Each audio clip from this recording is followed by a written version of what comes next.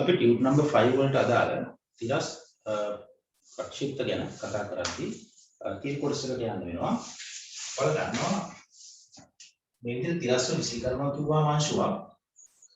මේ අංශුව තිරස්ව විසි කරනවා කිව්වහම මේ දිශාවට මේ අංශුව මේ විදිහට ඇවිල්ලා ඔයාලා දන්නවා මේ විදිහට තිරස් පොළොවක වදිනවා.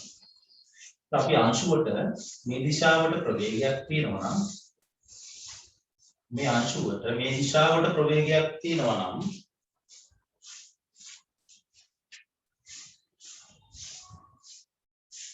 ඒ අංශුව ඒ තිරස් ප්‍රවේගය ඒ විදිහටම හැම තැනදීම තියාගන්න. ඒ තිරස් ප්‍රවේගය හැම තැනදීම තියාගන්න. හරි? එයාට යම්කිසි දුරක් ගමන් කරාට පස්සේ තිරස්ව එයාට පහළට ප්‍රවේගයේ ක්‍රමයෙන් වැඩි වෙනවා. පහළට ක්‍රමයෙන් වැඩි වෙලා මේ ආකාරයට පොළොව මතට වැටෙනවා. ඉතින් ළමයි දැන් අපිට මේ අංශුවේ අපි දන්නවා තිරස් ප්‍රවේගයේ කවදාවත් වෙනස් වෙන්නේ නැහැ. කොයිම මොහොතකවත් වෙනස් වෙන්නේ නැහැ. අපි එයාට ලබා දුන්න ප්‍රවේගයෙන්ම එයා අවසාන වන තුරු යනවා. ලබා දුන්න ප්‍රවේගයෙන්ම එයා අවසාන වන තුරු යනවා. හරි? ලබා දුන්න ප්‍රවේගයෙන්ම එයා අවසාන වන තුරු යනවා.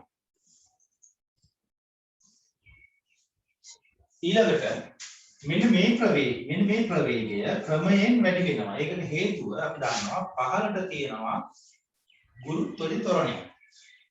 ඒ නිසා මෙන්න මේ ප්‍රවේගය ක්‍රමයෙන් වැඩි වෙනවා. ඊළඟට අපිට කිව්වොත් පියාසර කාලය හොයන්න කිව්වොත් ඒකට බලපාන්නේ මෙයා කොච්චර උසකින් තියනවද විතරයි. ඒ කියන්නේ මෙයා විසි කරන ප්‍රවේගය කිසිම වෙලාවක බලපාන්නේ නැහැ එයාගේ පියාසර කාලයට. එයා මොන වේගයකින් විසි කරත් පියාසර කාලය හොයද්දී අපි දාන්න ඕනේ මෙන්න මේ උසට අදාළ සමීකරණය පමණයි. උස අඩු වැඩි වෙද්දී තමයි පියාසර කාලය අඩු වැඩි වෙන්නේ. කෙනෙකුට හිතෙන්න පුළුවන් වැඩි වේගයකින් විසි කරොත් වැඩි කාලයක් තියෙයි කියලා. අඩු වේගයකින් විසි කරොත් එයා අඩු කාලයකදී පොළොට වැටෙයි කියලා කෙනෙකුට හිතෙන්න පුළුවන්. නමුත් ඒක වැරදි. විසි කරන ප්‍රවේගයේ කිසිම මොහොතකදී එයාගේ පියාසර කාලයට බලපාන්නේ නැහැ. පියාසර කාලය සඳහා බලපාන්නේ සිරස්ව එයාගේ ඇති උස පමණයි. හරි? අන්න ඒ ටික සලකලා බලලා අපි පොඩි සටහනක් දාගෙන අපි ගණන් වලට යමු. ඉස්ලාම් ලියා ගන්න තිරස් ප්‍රක්ෂිප්ත කියලා මාතෘකාව. තිරස් ප්‍රක්ෂිප්ත කියලා මාතෘකාව ලියා ගන්න.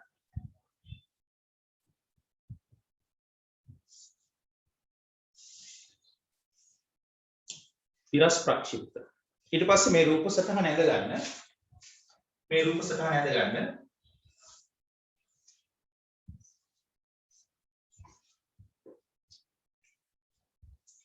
රූප සටහන ඇඳ ගන්න.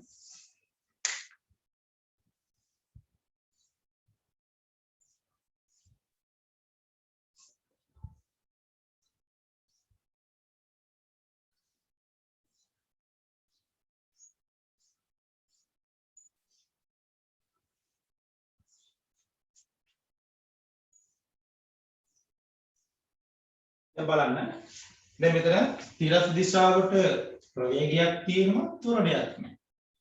පහළ දිශාවට ප්‍රවේගයක් නැහැ ආරම්භයේදී නමුත් ත්වරණයක් තියෙනවා. මෙතනදී ඔයාලට තීරණය කරන්න පුළුවන් අපි භාවිතා කරන්න ඕන සූත්‍ර. දැන් බලන්න තිරස් දිශාවට චලිත සමීකරණ භාවිතා කරන්න පුළුවන්. තිරස් දිශාවට චලිත සමීකරණ භාවිතා කරන්න බැහැ. හේතුව ත්වරණයක් නැති නිසා. ඒතකොට S සමානයි ut පමණයි තිරස් දිශාවට පාවිච්චි කරන්නේ. සිරස් දිශාවට ඔයාලට මේ චලිත සමීකරණ පාවිච්චි කරන්න පුළුවන්. හරි. ඔය චුට්ට පොඩක් පොයින්ට් වයිස් කරලා අපි ලියා ගමු. මේ දෙක පැත්තකින් ලියා ගන්න. පොඩි තරුවක් දාලා ලියා ගන්න. තරුවක් දාලා ලියා ගන්න.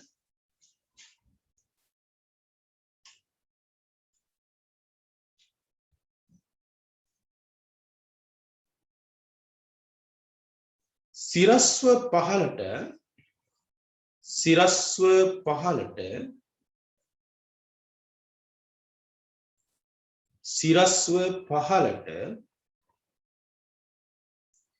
ඕනෑම චලිත සමීකරණයක් යෙදිය හැක. ඕනෑම චලිත සමීකරණයක් යෙදිය හැක.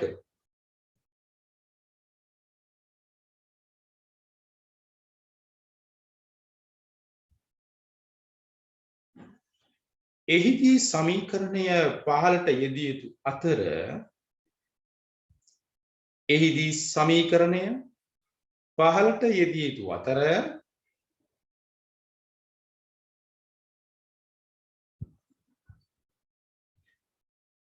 එහිදී පහලට u සමානයි බිඳුවද පහලට a සමානයි ධන ජීද වේ. ඒ ධන ලක්ෂණ නැති වුණාට ගැටලුවක් නැහැ. හරි. ඊළඟට යන්න. දෙවනි තරුව. තිරස් දිශාවට simple a සමානයි තිරස් දිශාවට simple a සමානයි බිඳුව වේ. එම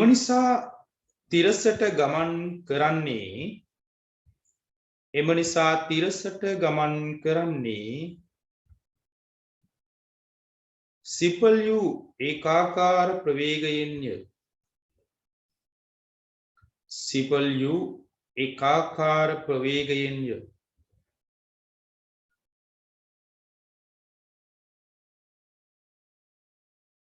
එම නිසා තිරසට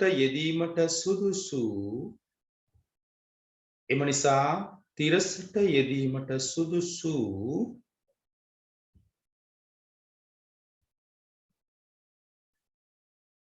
S සමානයි ut පමණි. ඒක ඊතලයක් දාගන්න S වලට උඩින් තිරසට ඊතලයක් දාන්න. S සමානයි ut පමණි.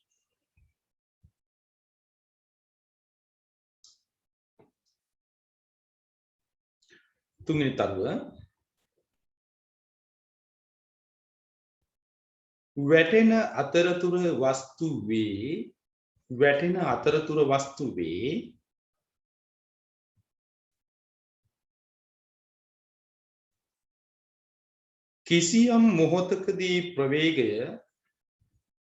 කිසියම් මොහොතකදී ප්‍රවේගය යනු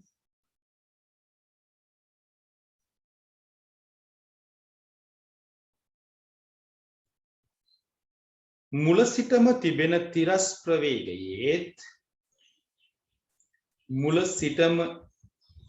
තිබෙන තිරස් ප්‍රවේගයේත්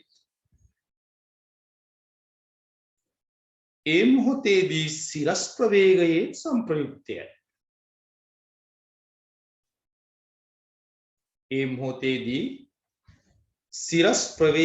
සංප්‍රයුක්තයයි.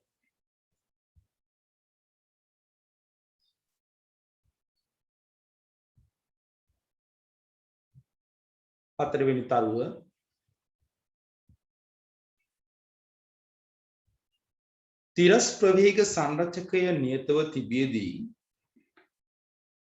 තිරස් ප්‍රවේග සංරචකය නියතව තිබියදී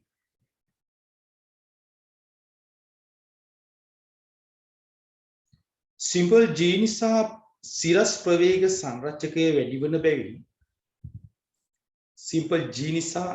සිරස් ප්‍රවේග සංරචකය වැඩිවන බැවින්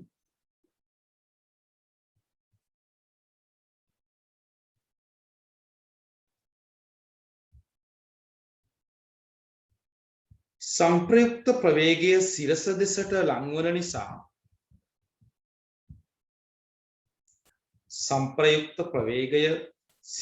ලංවන නිසා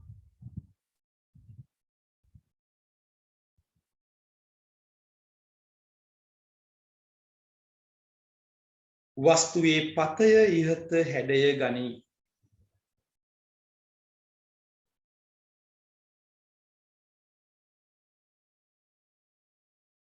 සිරස් ප්‍රවේග සංරචකය වැඩි වන බැවින් සංප්‍රයුක්ත ප්‍රවේගය සිරස දෙසට ලංවන නිසා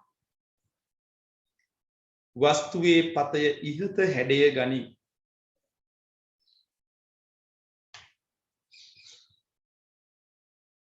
පස්වෙනි තරුව ගුවනේ පවතින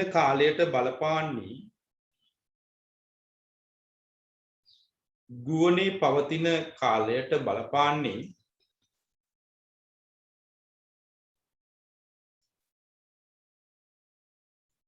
එය බිම සිට විසිකල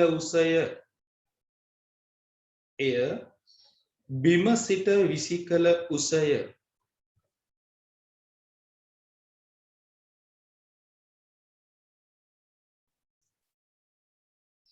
ප්‍රක්ෂේපණය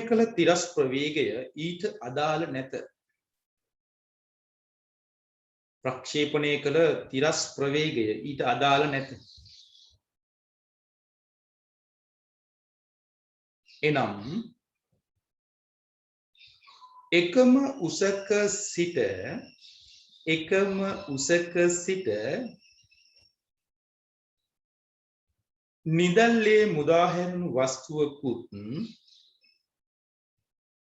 නිදැල්ලේ මුදාහැරුණු වස්තුවකුත් එකිනෙකට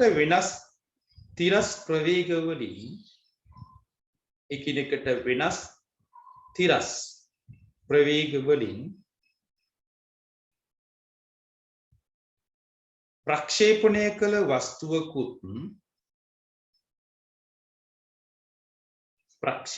කළ වස්තුවකුත්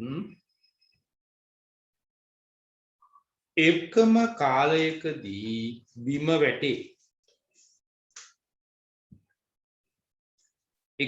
කාලයකදී බිම වැටේ.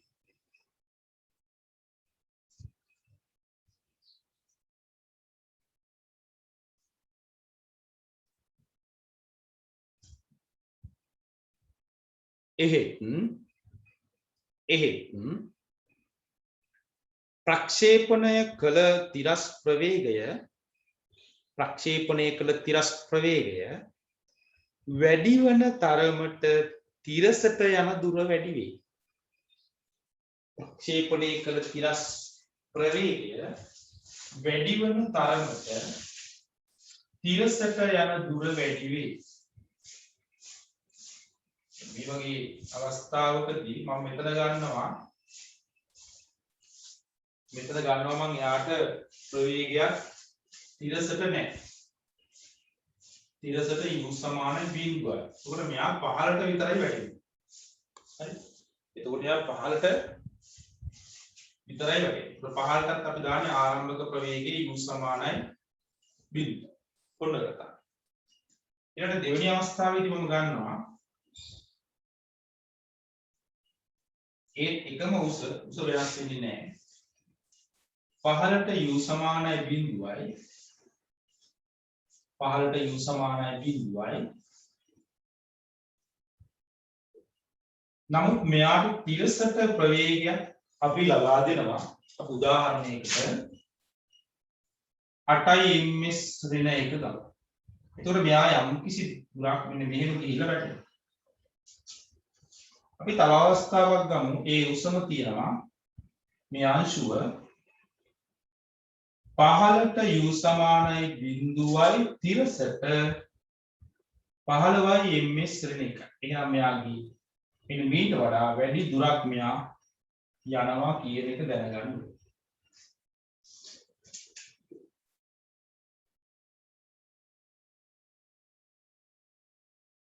හරි. එයා ඊට වඩා වැඩි දුරක් යනවා. උස සමානයි. h උස තියෙන තුන් දෙනාටම මෙයාට තිරස් ප්‍රවේගයක් නැහැ. මෙයාට 8ක ප්‍රවේගයක් තියෙනවා. මෙයාට 15ක ප්‍රවේගයක්. ඒ නිසා වැඩි තිරස් දුරක් යන්නේ වැඩි තිරස් ප්‍රවේගයක් තියෙන කෙනා. මෙන්න මේ රූප සටහනට දෙන්න හදලා.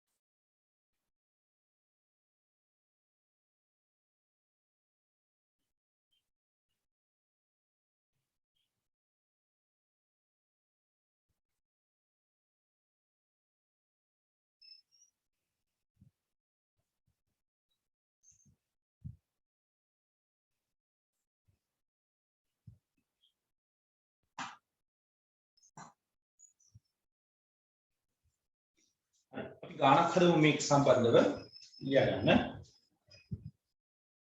පැයට කිලෝමීටර් 180ක ඒකාකාර ප්‍රවේගයෙන් පැයට කිලෝමීටර් 180ක ඒකාකාර ප්‍රවේගයෙන්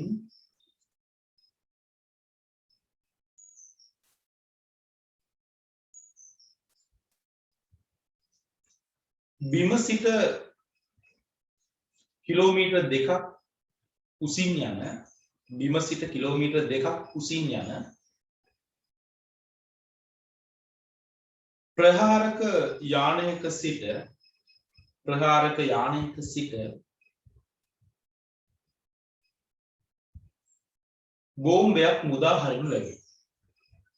බෝම්බයක් මුදා හරිනු ලැබේ.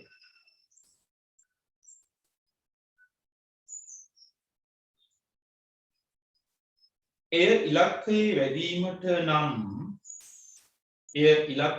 වැදීමට නම්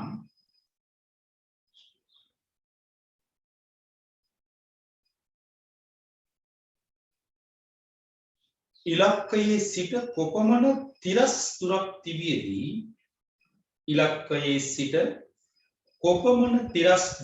තිබියදී බෝම්බය මුදා හැරිය යුතුද? නැවතත් මම ගාන කියන්නම්.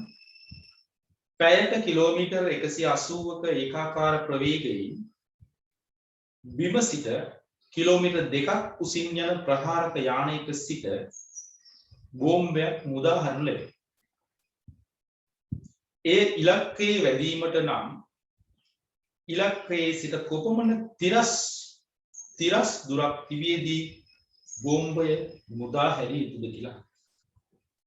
උදේ මේ ගාන හදන්න ඔයාලගේ දැනුම පාවිච්චි කරලා මේ දුන්න තියරි කොටස භාවිත කරලා ගාන හදන්න. හරි.